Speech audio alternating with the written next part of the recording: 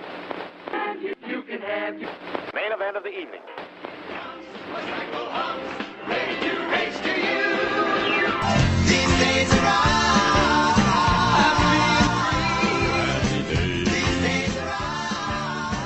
Hello and welcome to These Days Are Ours, a Happy Days podcast. I'm Peter. And I'm Joe. And today we are discussing Season 9, Episode 13, Southern Crossing. Okay, Peter, tell us what happens in Southern Crossing. We open with the Cunningham's TV set being taken away to get repaired, much to Howard's sorrow. Oh, no, not the shop, not that. Anything but the shop. Al stops by to return Howard's leopard lodge fez, which was damaged in an elevator. He also tells him he'll be going away for a while, but refuses to say where. Well, my plans are still all up in the air. I just gotta go away. After he leaves, Chachi shows up to pick up Joni for a date, the library, then Chachi's place to watch TV. Howard gives him $5 instead to go see a movie, while Howard goes to watch Chachi's TV. The next day at Arnold's, Al asks Fonzie to look after the place while Al is gone for a few days. After some cajoling, Let's not keep it a secret from the Fonz, all right? he admits to Fonzie that he's going south to take part in a civil rights demonstration this Saturday. I just thought I'm gonna go down there and I'm gonna give them some help. That's all I'm gonna do. Fonzie agrees to take care of Arnold's. That night, Fonzie tells Howard what Al is going to do. Fonzie likes the sentiment, but he doesn't think Al, who cries if you criticize his meatloaf, is the right type of person to do this. Our Al, the man who thinks that the church bingo gets a little rowdy sometimes. I mean, how are we going to stop this man? Howard says that someone like Al, who feels strongly about people, can be moved to action. It's like Fonzie says, a man's gotta do what he's got to do. Realizing Howard is right, Fonzie calls up Al to tell him that Fonzie is coming with him. I'm going with you. The next day, in an unspecified city in an unspecified state, Al and Fonzie arrive at the home of Henry and Annie Douglas, an African-American couple, where they'll be staying for the next few days. Welcome to our home. Come on in and sit down. Just put your luggage over there. Is that all you brought? Oh, yeah, this is just, T-shirts. Their son Charles is annoyed that Al and Fonzie are white, They're white. Oh, yeah, but the greatest thing about it is that it don't rub off. and quips that there's nothing like a demonstration to bring black people and white people together, except maybe a lynching. Henry explains that Charles just got back from visiting his friend Sylvester, who is in the hospital after being beaten in a segregated restaurant. Later on, Henry, Annie, Al, and Fonzie are making signs, and Charles says arts and crafts won't fix anything. He also says Al could do more to combat racism back in Milwaukee, which Al agrees with, and then Charles mocks his naivete. What do you think is going to happen? Y'all are going to go down to the courthouse and run around and sing songs and wave signs, and the white folks are going to say, gosh, you know something? We've been wrong all these years. We really like black folks. Al, embarrassed, turns in for the night. Henry tells his son to apologize in the morning, and Fonzie defends Al to Charles. Charles tells Fonzie to join him for lunch tomorrow. The next day, Charles, Fonzie, and Al go to a whites-only diner, which Fonzie notes has its own baseball bats, and Charles notes that they could end up the balls. They sit at the counter, and the waitress, May, tells them to leave because of restaurant policy. Now, me, I don't care who eats this garbage, but we got a policy here. Now, if you're a friend will leave, I'll be glad to serve you. They try to order coffee, but the diner owner tells them to leave. When they refuse, the owner goes to call the sheriff. One of the diner patrons harasses Fonzie, What are you? A black lover? and when he's about to escalate, Al tells him the demonstrations are non-violent. The waitress manages to stop a fight from breaking out, right before the sheriff enters. He sits down next to Charles and tries to talk him into leaving. Come on, Charles, get out of here. You know something? I don't think so. What's that? Charles refuses to leave, and Al, as a proud restaurateur, calls out the diner owner for breaking the rules of public service. I mean, you have violated every basic rule of public service and common dignity. May finally just serves the trio their coffee, admitting that she's wanted to do this for a long time, but never had the guts before. The owner can't fire her. She's his best waitress. I mean, when we started together, this place was just a dump. And you got on the dental plan. The patrons all storm out, but May is confident they'll be back. The only other place in town is Chinese, and they are very racist. Al is fired up and ready to do more, and Charles reminds them that they have signs to make and a demonstration to perform. On their way out, Fonzie knocks the whites-only sign off the wall. I'll see you later, Nick. Back in Milwaukee, Fonzie joyfully recounts the events of the demonstration to Marion before he leaves. Howard comes home from work, and is happy to see the TV set is back. My TV! It's back! Sorry, it's back! Oh, happy day! Thank you, Peter. That was Southern Crossing. It first aired back on January 12, 1982. That night, Happy Days was followed by a new Laverne and Shirley in which Lenny meets a cute girl at the La Brea Tar Pits, and Squiggy feels left out. As long as it's real tar, what do you say we don't waste our time around here anymore, and we just scoop up some of this, and then we can tar over the holes on our roof? No. CBS had a new Simon & Simon in which Rick and AJ's mother, Cecilia, asks her boys to get her 4 tickets to a rock concert, leading them to discover a counterfeit ticket scam, and NBC NBC had a new episode of Father Murphy. This week, one of the kids, Will, finds a gold nugget. Unfortunately, Will's drunken father shows up and kidnaps him, convinced the child can lead him to more gold. More gold, more gold, more gold. So, Peter, of those three choices, what are you watching? Why is every single episode of Father Murphy about children suffering? NBC apparently thought that that was the next wave in TV entertainment. Sad orphan kids. Okay, well, anyway, I'm watching Simon & Simon. I'm absolutely watching Simon & Simon. I have to see what a TV show in 1982 would think of as a rock concert, and this counterfeit ticket scam also sounds kind of interesting and still relevant today. Mm-hmm. Southern Crossing was directed by Jerry Paris and was written by the team of Richard Gurman and Brian Levant. Brian we already know well since he's one of Happy Days' most prolific writers. The most recent of his episodes we've covered was Home Movies. But this was Richard Gurman's first Happy Days script. He'd already written for Laverne and Shirley and the Brady Brides. He'll be with Happy Days for the duration of the series as a writer and story editor. He's had a long, successful career as a writer and producer of TV shows since then, working well into the current millennium. His credits include Mork and Mindy, Different Strokes, Married with Children, The Facts of Life, Shasta McNasty, and Dog with a Blog. Meet a dog. We just can't let Mom and Dad find out. I couldn't bear to lose you, buddy. This is awesome. Who can blog? As recently as 2020, he was a producer on the TV special The Happy Days of Gary Marshall. And I think we reviewed that on a previous installment of this podcast years ago. Yes, we did. It was a crossover with Night After Night, the Laverne and Shirley podcast. Awesome. As for guest stars this week, let's start with James O'Connell as Mel, the TV repairman. James was a New York actor who maintained a steady presence in TV and film from the mid-1970s until the 2000s. Before Happy Days, he guested on Marcus Welby, The Waltons, Beretta, Little House on the Prairie, Barnaby Jones, and Lou Grant, and he appeared in such movies as Billy Jack Goes to Washington, The Postman Always Rings Twice, and Sharky's Machine. After Happy Days, Gary Marshall used James in Young Doctors in Love as a blind cop. James also appeared in Who Framed Roger Rabbit and The Cable Guy. His later TV credits include Highway to Heaven and The Wonder Years. James died at the age of 69 in 2005. Peter, what did you think of James O'Connell as Mel, our TV repairman? He did not make much of an impression, I'm sorry to say. I think he lent a quiet dignity to the role of Mel, the TV repairman. So quiet that he doesn't actually have any lines that I remember. Nope. We also have Al Fan as Henry Douglas. Well, it looks very promising. People are coming in from all parts of the country. Al was an actor from Cleveland who founded a group called the Al Fan Theatrical Ensemble in the 1970s. He and the ensemble sang backup vocals on Stevie Wonder's classic album, Songs in the Key of Life. Al also worked in TV and film from the early 1970s to the early 2000s. His movies include Gary Marshall's Frankie and Johnny, plus Cotton Comes to Harlem, The French Connection, The Fisher King, God Told Me To, Stop or My Mom Will Shoot, and Naked Gun 2.5, The Smell of Fear. On TV, he had recurring roles on Home Improvement, Dynasty, He's the Mayor, and Bodies of Evidence. Plus, he guested on The Incredible Hulk, The White Shadow, The Jeffersons, Lou Grant, Simon & Simon, Amen, Alf, Matlock, Sister, Curb Your Enthusiasm, and many more. And then there's his voice acting career, Challenge of the Super Friends, Alvin and the Chipmunks, Saturday Supercade, and various Scooby-Doo series. Al died at the age of 93 in 2018. Peter, what did you think of Al Fan as Henry Douglas? He was very charming, and I wish he had gotten to appear in more than 2 scenes. But I think he did a good job with what he had, so there was that. I also think that Al Fan did a good job with his role as Henry Douglas, a black person who is trying earnestly to work with Al Del Vecchio and Fonzie on this civil rights protest. The script doesn't give him all that much to do, but I think Al makes the most of his screen time. We also have Ketty Lester as Annie Douglas, Henry's wife. They came down to help us with the demonstration on Saturday. Isn't that wonderful? Ketty is a singer and actress from Arkansas who has had a truly remarkable career since the 1960s. In 1962, she had a huge pop and R&B hit with her version of the song Love Letters. Love letters straight from your heart. Her recording sold 1 million copies and was later used in the David Lynch movie Blue Velvet. I'll send you a love letter straight from my heart, f***er.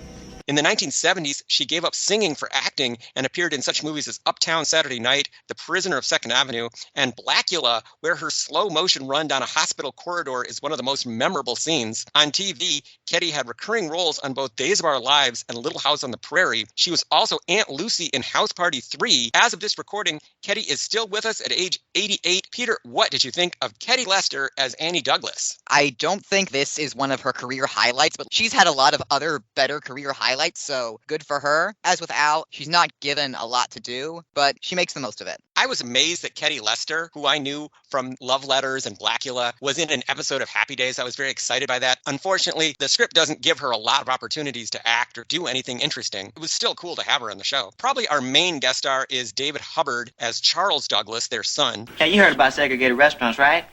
That's where you can eat and I can't? Now known as David Rayner, he has acting credits from the late 1970s to the early 90s.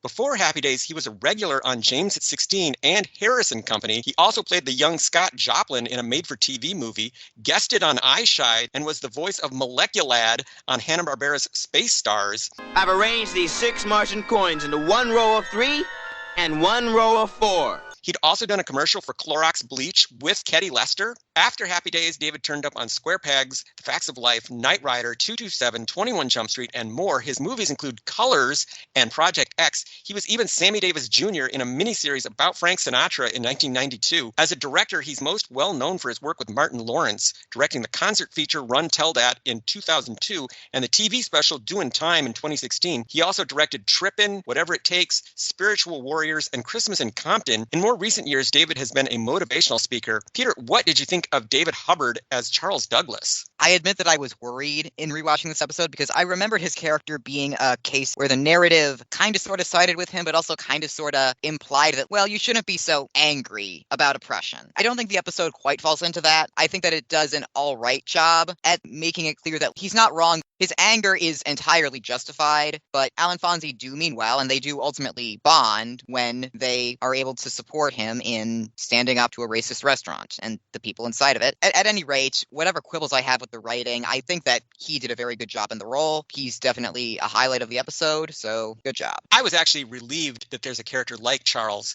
in this episode, somebody who brings a dose of reality into this fantastical story. His quip about lynching is way darker than you would expect from Happy Days, but it's arguably kind of necessary for an episode that has this subject matter, especially with the context that, yeah, the reason why he's upset about this is because, one, he's a black person in the American South in the 1960s, and two, he just got back from visiting his friend who was assaulted because of racism. This character is necessary to this story, and I'm glad that David Hubbard brought a fiery, passionate energy to this character that is absent from the rest of the episode, really. We also have Brenda Hillhouse as May, the waitress. These jokers start busting plates over your head. Who do you think gets to clean it up? Brenda had a number of film and TV credits in the 80s and 90s. She's best known for being Quentin Tarantino's acting teacher. Quentin cast her as Butch's mother in Pulp Fiction. Do you remember when I told you your daddy died in a POW camp?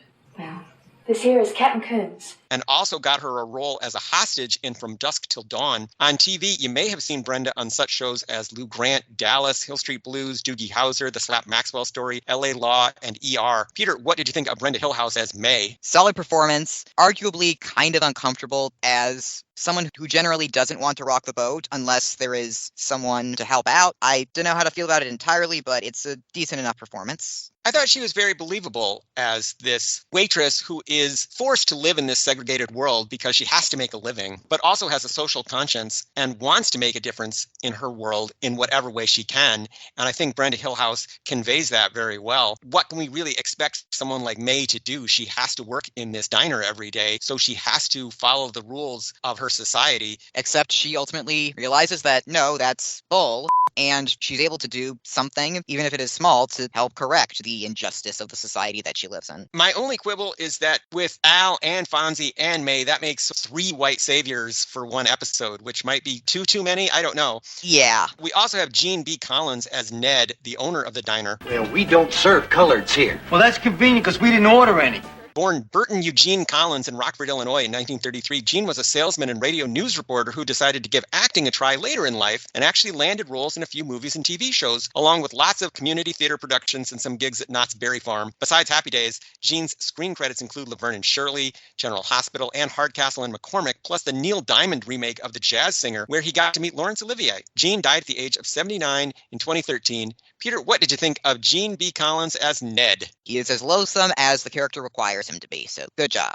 Of course, this is a segregated restaurant, so Ned is an unsympathetic character, but he at least has enough sense not to fire his best waitress. So maybe you can see how in the future Ned will change just a little bit at a time. Albeit not so much out of the goodness of his heart as just it's good business. We also have Tom Rahal as Lamar, the leader of the Rednecks. Tom had a handful of screen credits in the 80s and 90s. On TV, he guested on Flo, 8 is Enough, and Walker, Texas Ranger. His movies include Mr. Mom, The Man with One Red Shoe, and Howard the Duck. Peter, what did you think of Tom Rahal as Lamar? Good performance of a terrible character. They don't give Lamar a lot to say or do because Happy Days is a primetime 8 o'clock sitcom on ABC. There's very little that you could have him say that would be appropriate in this time slot for this audience. So they generally just have him sit at the table and stare menacingly, and Tom Rahal does that very well. And finally, we have Gary Grubbs as Jack, the sheriff. Charles, I've been knowing you and your family for years, ain't that right? That's right, Sheriff. Gary's a character actor from Mississippi whose TV and film career started in the late 70s and is still going strong today. By the time he got to Happy Days, Gary had already appeared on Chips, MASH, The Dukes of Hazzard, The Rockford Files, The Greatest American Hero, Charlie's Angels, The Waltons, and Hill Street Blues,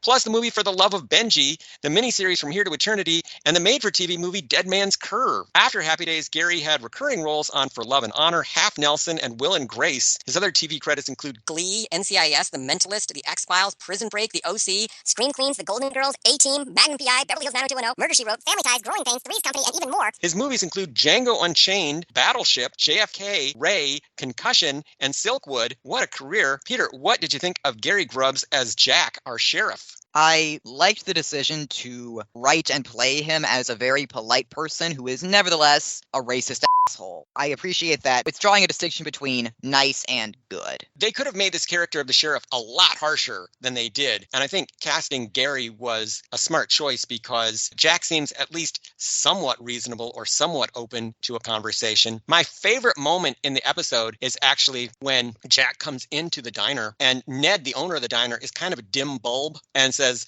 "That's him over there, Jack." And Jack says, "I can tell, Ned." So Jack is maybe just a shade smarter than Ned, which is not saying much, but is still saying something. As for songs this week, there are none other than the generic country music that we hear at the diner. Cultural and historical references for the week. Marion says, when Huntley says goodnight to Brinkley, it looks like they're kissing. She's referring to the Huntley-Brinkley Report, a nightly news program that ran on NBC from 1959 to 1970. It was anchored by Chet Huntley, who did his part of the show from New York, and David Brinkley, who did his part of the show from Washington, D.C. No need to worry, Marion. They weren't even in the same room. Their famous sign-off was, "Good night, Chet." Good night, David. Good night, Chet. Good night, David. Good night for NBC News. What did you think of that joke, by the way? How it gives her the willies, that it looks like they're kissing? What did you think of that? That did make me giggle. When Marion tells Howard that he's done without television before, he answers, "Yes, Marion, but that's when we had radio." What he's referring to is the so-called golden age of radio, which lasted from the 1920s until the 1950s. During that time, radio provided a wide variety of entertainment choices and was the dominant home media in America. Eventually, though, it was replaced by television. The last vestiges of radio's golden age died out by 1962, right around the time this story is taking place. I've been thinking over what you said about how you're doing this because there aren't any more radio programs. Yes. Mr. Freeberg, what's a radio program? Peter, have you availed yourself of any of the golden age of radio? No, not yet, sadly, but that's something that I and everyone should do. I do occasionally. A lot of it is on archive.org. Fascinating stuff. Give it a try. Howard scoffs at the size of Joni's transistor radio. That's not a radio.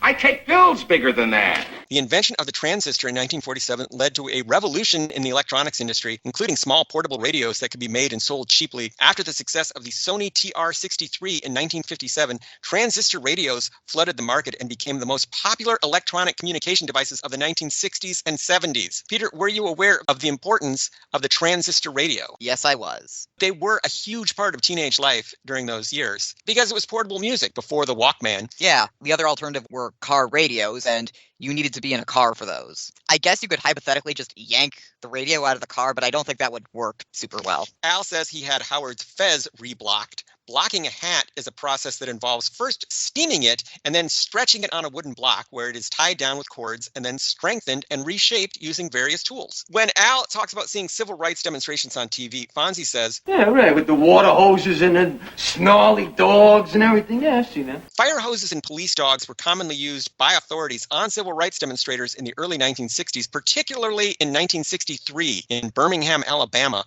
when the Reverend Martin Luther King led an effort to integrate the city. The 3 major TV networks routinely broadcast footage of these events to the rest of the country and may have been instrumental in changing public attitudes about segregation. In documentaries about the civil rights movement, you always see this news footage with the dogs and the fire hoses. Do you think they should have included any of that footage in this episode? I don't know. This episode is kind of difficult to talk about because it's very heavy subject matter, and Happy Days generally is not a show that is equipped to explore that. But at the same time, if you're doing a period piece set in the mid-20th century, if you don't talk about it at all, that's also a mistake because racism is entirely baked into the fabric of everything. I don't know. They probably couldn't have gotten away with it anyway because, prime time. They are walking a tightrope here, trying to be socially conscious while also trying to be an 8 o'clock primetime Tuesday night sitcom on ABC. So maybe there's a limit to what they can actually show. Fonzie says that Al is going down south with the Freedom Riders. He's referring to groups of white and black civil rights activists who took bus trips through the South in 1961 to protest segregated bus terminals. A cooling off period is needed in the Deep South, according to Attorney General Robert Francis Kennedy. His statement followed an announcement from the Freedom Riding headquarters that more bus-borne crusaders of the type that met violence in Montgomery, Alabama, would start moving almost daily through that region.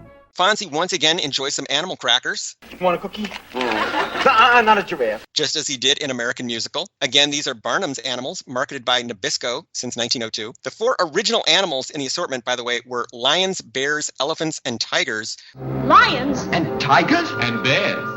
But various animals have been added over the years, including Fonzie's favorite, giraffes. Lambs have never been part of it, though. I got a little lammy. According to Howard, Fonzie always says, a man's got to do what a man's got to do. This famous expression actually goes back to John Steinbeck's 1939 novel, The Grapes of Wrath. Only Steinbeck said, fella. Well, on the bus, Al and Fonzie briefly discussed the works of Mark Twain. This trip seems like a page right out of Mark Twain. Yeah. I sort of feel like Tom Sawyer and Huckleberry Hound cruising the Mississippi. Born Samuel Longhorn Clemens in Missouri in 1835, Twain was one of America's most famous authors, lecturers, and humorists, known especially for his colorful, satirical depictions of Southern life in the 1800s. Arguably, Twain's most famous characters were Tom Sawyer and Huckleberry Finn, 2 adventure-seeking boys whose exploits were covered in 4 different novels between 1876 and 1896, plus a 5th unfinished one. In that 5th unfinished one, they meet Satan. Yep. And have you seen the claymation version of Tom and Huck meeting Satan? And Becky, yeah. Wow. Hello. Who are you? An angel. What's your name? Satan. Uh-oh. Fonzie mangles Huckleberry Finn's name, calling him Huckleberry Hound. Created in 1958 by animation producers Bill Hanna and Joe Barbera, Huckleberry Hound is a laid-back talking dog with a heavy southern drawl provided by voice actor Dawes Butler. I forgot to tell the captain, the town what's her name lives in happens to be Cucamonga in the good old U.S. of A. Huckleberry was only Hanna-Barbera's 2nd show and the first to win an Emmy. It ran for 55 episodes and led to a very popular spinoff, Yogi Bear. The plot of this episode deals with segregated restaurants. Between February and July 1960, there were nonviolent demonstrations, or sit-ins, in Greensboro, North Carolina to protest the existence of such restaurants, particularly the infamous Woolworth Lunch Counter. This movement was led by a quartet of young college students known as the Greensboro Four. They took their inspiration from Martin Luther King. Incidentally, that Woolworth store is now a civil rights museum. It's significant that Fonzie and his pals ordered coffee, since that's exactly what the Greensboro Four ordered. Annie makes a sign that says, separate is not equal. This is a reference to the separate but equal doctrine, which was used as a legal justification for segregation, most famously in the Plessy versus Ferguson case of 1896. And Charles says, just like on TV, only you are there. This was a famous CBS documentary series in which historical events would be covered as if they were current news stories. You Are There started on radio in 1947 and moved to TV in 1953, where it was hosted by Walter Cronkite. April 26th, 1865. The capture of John Wilkes Booth. You Are There. Peter, were you familiar with You Are There? I've heard the name, but I've never actually sat down and watched it. Other observations this week. Why is Al seemingly embarrassed to talk about his trip down south? If this cause means so much to him, you'd figure he'd be super eager to talk about it. Maybe Al's a believer in the idea that if you're doing something good, then you shouldn't be broadcasting it because then you're just doing it because you want people to tell you that you're a good person. That is an excellent explanation. That extremely generic caption saying The South 1962 would probably inspire laughter from audiences today. It certainly did from me. be. The choice of 1962 is interesting for a couple of reasons. First of all, it's been 1963 and possibly 1964 for a while now on Happy Days. And secondly, it avoids mentioning the Birmingham campaign of 1963. What did you think, Peter, of that caption? Time is weird on Happy Days. Space is weird on Happy Days. None of this makes any sense. I think they didn't want to offend any particular city or state. Oh yeah, that makes sense. You said it in any specific state, then maybe they would get upset that, oh, Happy Days is calling us racist, just because in the 1960s we were segregated. So this was a concession on the part of the show, and maybe even a note from the network. Don't say Birmingham, Alabama. Don't say North Carolina. Just say the South and leave it at that. And last but not least, I liked Fonzie's joke about eating liver. This is not a trick. You're not going to make me eat liver, are you? It was a callback to the Muckrakers from season 4. Fonzie might not be terrified of liver anymore, but he still doesn't like it. So, Peter, were there any outstanding Happy Days fashions in this episode? Sadly, no. So, Peter, I will ask that age-old timeless question. Was this episode any good? I mean, I appreciate the sentiment. I appreciate that they tried to do an episode that acknowledged that the 1960s were not Happy Days if you were not white. But like you mentioned, this is a pretty white savior heavy episode. Of the black characters who appear in this episode, only one of them gets to be a really engaging character. I feel like this is just kind of a difficult episode to talk about, but I guess it's nice that they tried. I would also call this episode a nice try, but not necessarily the most engaging or enjoyable viewing experience. As you pointed out, it's very awkward to review an episode like this because it deals with some very heavy subject matter from history. Black characters have mainly appeared on Happy Days only when they're going to be victims of racism. Oh, God, right, yeah, like Six Downey. And the defendant in the trial episode. The season 1 episode about Howard's old army buddy. And the kid who was going to be arrested just for finding Fonzie's dog. Yeah, Happy Days has issues with race. That's why the character of Tommy on Happy Days is quietly a step forward for the show, because Tommy is just one of the gang at Jefferson High or just one of the gang at Arnold's. He's not there to make a point about racism. My only real objection to this episode is that it is well-meaning, but not terribly insightful and ultimately not terribly fun. You're coming to a show like Happy Days for fun and laughs for a half hour, and I don't think that Southern Crossing really provides that. So I'm going to give it an A for effort, but a C as an episode. Is that fair? Yeah.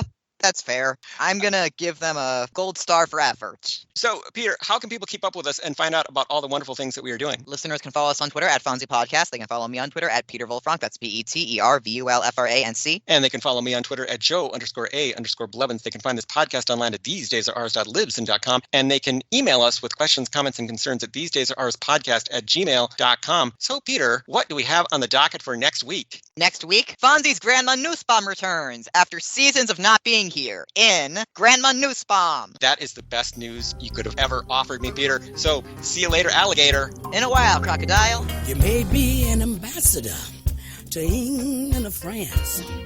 You may like to gamble. You might like to dance. You may be the heavyweight champion of the world. You may be a socialite with a long string of pearls, but you're gonna have to serve somebody. Yes, indeed. You're gonna have to serve somebody.